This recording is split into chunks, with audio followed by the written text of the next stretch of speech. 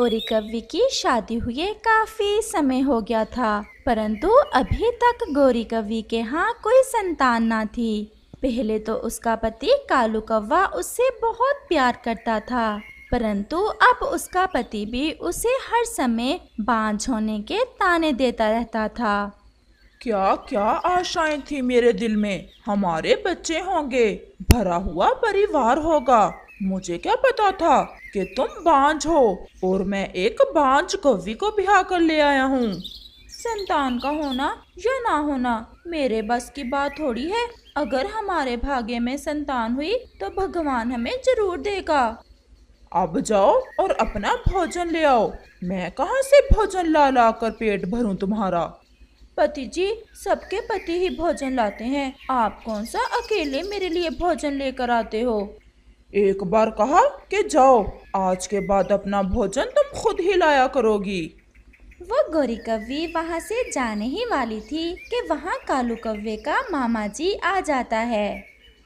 आए आए मामा जी, आज बिना बताए ही कैसे आना हुआ। एक जरूरी काम से आया हूँ। ये बताओ कि तुम्हारी पत्नी के कोई अंडा हुआ अभी तक या नहीं। मामा जी, वही रोना तो मैं अभी अभी रो रहा था। मेरा भी दिल करता है कि मेरी भी संतान हो, और ये बांझ है कि हर समय खाने पर जोर देती रहती है। इसे तो संतान की जरूरत ही नहीं। ये आप मेरे दिल से पूछ कर देखें, आप तो रात को सो जाते हो और मैं सारी रात रोती रहती हूँ। शादी के बाद हर कव्वी की इच्छा होती है कि वो माँ बने। कालू, मेरे पड़ोस में एक कौवी रहती है, उम्र भी ज्यादा नहीं है। वो शादी करना चाहती है, उससे मैंने तुम्हारी बात की है। मामा जी, ये आप क्या कह रहे हैं? क्या आप मेरे ऊपर सौतन लाने की सोच रहे हैं? तुम बांझ हो और हम कब तक इंतजार करें। पूरा 1 साल तो हो गया है तुम्हारी शादी को। मामा जी, मेरी तरफ से हाँ है। आप जाएं और बात पक्की करें उस कवि जी से।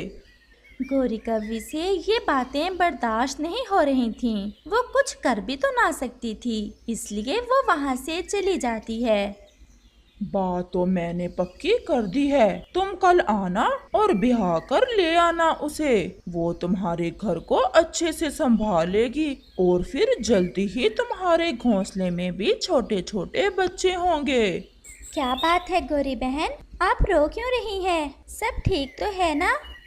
चिड़िया बहन, संतान का ना होना पक्षियों की बस की बात तो होती नहीं। कालू हर समय मुझे बाज बाज कहता रहता है और अब तो वो मेरा भोजन भी नहीं लेकर आता।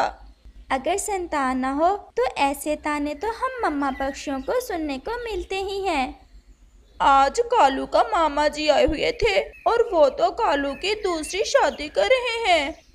गौरी, मुझे तो पहले ही डर था इस बात का। अगर कालू की हाँ है तो फिर तो वो दूसरी शादी करके ही रहेगा। उसने तो मेरी भी शर्म ना की, मेरे सामने ही मामा जी को हाँ कर दी थी। अच्छा, अब चुप कर जाओ। ये लो अमरूद खा लो, तोता देकर गया था मुझे, बहुत मीठा है। फिर ऐसे ही शाम हो जाती है। गौरी और चिड़िया वहाँ से चली जाती हैं। वो मेरी लाल वाली पगड़ी जो मैंने शादी पर पहनी थी, वो कहाँ रखी हुई है? वहाँ पड़ी है। और वो फूलों की माला कहाँ है? वो भी है, परंतु जब आपने मुझसे शादी की थी तो मुझे वचन दिया था कि आप मुझे कभी नहीं छोड़ोगे। तो मैं छोड़ कब रहा हूँ तुम्हें? मैं तो अपने मामा जी के कहने पर दूसरी शादी कर रहा हूँ, और वो भी संतान के लिए। अगर तुम बांझ ना होती तो मैं कभी भी दूसरी शादी ना करता। आपको मुझसे प्यार ही ना था। अगर मुझसे प्यार होता तो आप कभी ऐसा ना करते। मैं मानती हूँ कि संतान के बिना रहना बहुत मुश्किल है, परंतु जितनी संतान की इच्छा आपकी है, मेरी भी तो है। कालू दूसरी तरफ मुंह करके सो जाता है, जबकि गौरी सारी रात जाकर गुजारती है। सुबह हो जाती है, कालू जी भी उठ जाते हैं और शादी की पूरी तैयारी कर लेते हैं। मैं कैसा लग रहा हूँ?